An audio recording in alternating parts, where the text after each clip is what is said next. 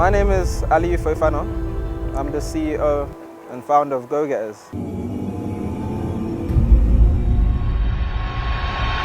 The story of GoGetters is a funny one. It literally started from an idea. I remember I woke up in May the 17th, and I thought to myself, after going across America for 3 months with a startup company which I was CFO for, I saw a lot of amazing things happen. I saw a lot of amazing entrepreneurs creating amazing businesses. And then I had the thought of what's happening in Africa around entrepreneurship and how are entrepreneurs utilizing technology as a form of innovation to really take businesses forward in Africa. That thought is what propelled me to say, actually, instead of talking about it and thinking about it, I'm actually going to go there and find out firsthand what's happening on the ground. So that morning, I went to my parents' room and I told them, guys, I'm going to go to Africa. I'm going to go to different countries and find out what my brothers and sisters are doing on the ground to create jobs, to foster innovation, and to really move the continent forward. And then from that initial idea, that's what spun into GoGetters. People normally have ideas, and sometimes they don't share those ideas, they keep it to themselves. But once I had this idea of going back to Africa, I wanted to share it with everyone, and I did. Within a week and a half, 2 weeks, I probably spoke to 30 different individuals about my idea. And by the end of that week and a half, 2 weeks, I had 8 individuals who wanted to come to the continent of Africa with me. And that's where GoGetters was really born. 8 people traveling to different countries. Throughout this journey, we've been to South Africa, Kenya, Rwanda, Nigeria, Ghana, and Sierra Leone. And it's been a crazy, fun, amazing journey which I could have never even imagined. Everything which I would have seen, people who I would have met, and how greatly I would have been inspired by this journey. By some of the innovative thinking and the characters and just the passion that people have on this great continent really surprised me and again inspired me to want to even do more than what I'm currently doing. I landed in South Africa mid-September. I landed in Johannesburg, which I was there for a weekend. And throughout my time in South Africa, I actually saw the likes of Richard Branson, Winnie Mandela, Mohammed Yunus. I attended events like One Young World, which captured 1,000 young people from all across the globe. We're talking from America to Australia, to Thailand, to everywhere. And I was amongst them, and I heard the things which we were doing. That blew me away. And then again, moving away from South Africa, I landed in Kenya, of which there I met amazing tech entrepreneurs who are developing amazing solutions to solve local problems in Kenya. I went to an event called Demo Africa, which saw 40 of the best startups all across Africa come together to pitch to investors to raise finance. Seeing these individuals pitching the ideas which wanted to transform Africa showed me what the future could be, showed me where we could become and where we could be as people if all of us took responsibility for ourselves and stopped wanting somebody else to solve our problems. Stop saying and asking for just the government to solve our problems, for international aid to come and help us, or even if you're a student, if you're a young adult, to even say my parents should come and help me. Let all of us step up to help ourselves and think of solutions ourselves. And when we think of these ideas, let's share those ideas amongst ourselves. So from Kenya, the journey went on to Rwanda, a country which I actually never planned to visit. It was amazing the way Rwanda came together. At that time, money was low, I had a budget, and I couldn't really afford to go to Rwanda. But somehow, I found a flight which would take me from Kenya to Rwanda, back to Kenya, and then to Ghana for only £350. Through a friend through Facebook, I managed to get free accommodation. And then whilst in Rwanda, I attended Transform Africa. It was an amazing event. There I saw the likes of 7 African presidents, including the president of Rwanda, the president of Kenya, the president of Uganda, the president of Mali, South Sudan. And I also met CEOs from all across Africa. CEOs of MTN, Airtel, some of the largest companies on the continent. I would have never imagined on this trip to have met individuals like those and got to speak to them to find out what and how are they looking to move their business forward.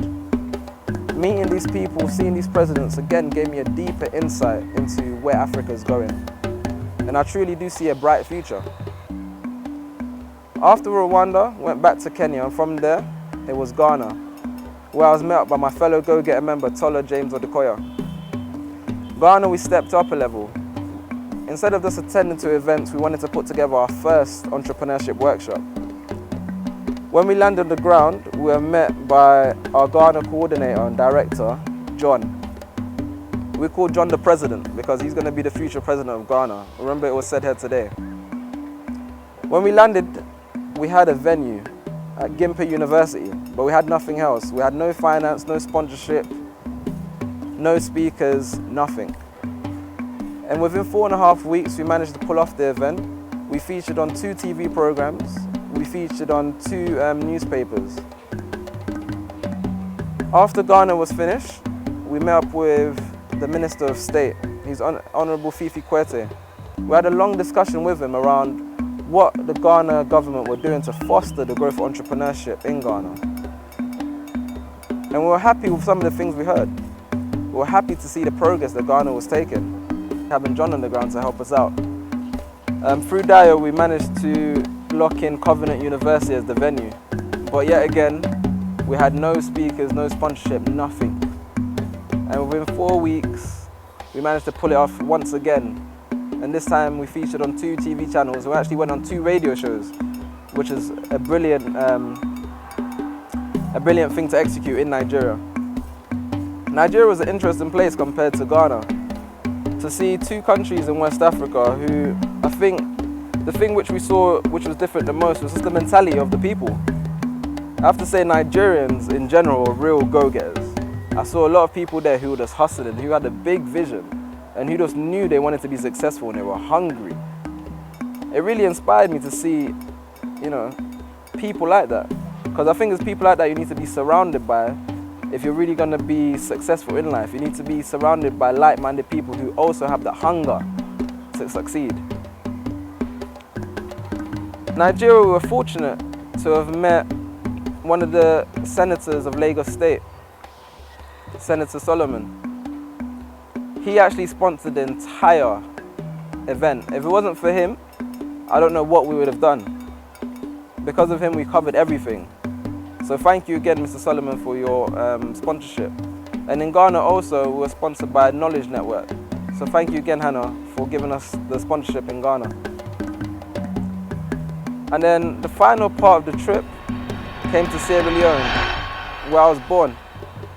Sierra Leone was interesting. It felt a bit neglected whilst we were in the UK about Sierra Leone, just because it was really difficult getting in contact with people on the ground to lock in any of the venues or to put any things in place that we needed to. Janelle was one of the lead members who was trying to get people on the ground in Sierra Leone to help us out, but nothing was done. So when we landed, it was literally starting from 0. We actually only got the venue a week and a half before the actual date of the event. We had a few speakers locked in, and we were trying to get sponsorship money. But again, we pulled it off. We done the event, and it was a success. And in Sierra Leone, we're also putting together a bit of a business challenge, as Janelle actually mentioned earlier, of which we sourced the sugarcane drinks machine from the UK, and we went out to one of the provinces, Makeni, and we got some sugarcane, and we bought some ginger. So look out for us selling some sugarcane juice and trying to make a profit from that venture. This entire trip has actually taught me a lot. It's taught me to believe in an idea, and it's taught me to share my ideas with others. And it's taught me that money is not everything. Money is an exchange of value between 2 people. And there's other ways can exchange value without actually using money as the medium. The only reason I've managed to go across several different countries is not because I saved a lot of money or I had a lot of money. I utilized the limited resources which I had, yes, but it's because I added value to everyone who I met along the way. And I sold my dream and I sold my idea, and I brought them into the vision as well. I really told them what Go-Getters were about, what we wanted to achieve, and why we were here. And I asked them what their challenges were, and what they wanted to achieve, and why they were there. And through those conversations, and through thinking, win-win, how can we collaborate, how can we partner, so both of us achieve our goals? That's what's really taking Go-Getters forward.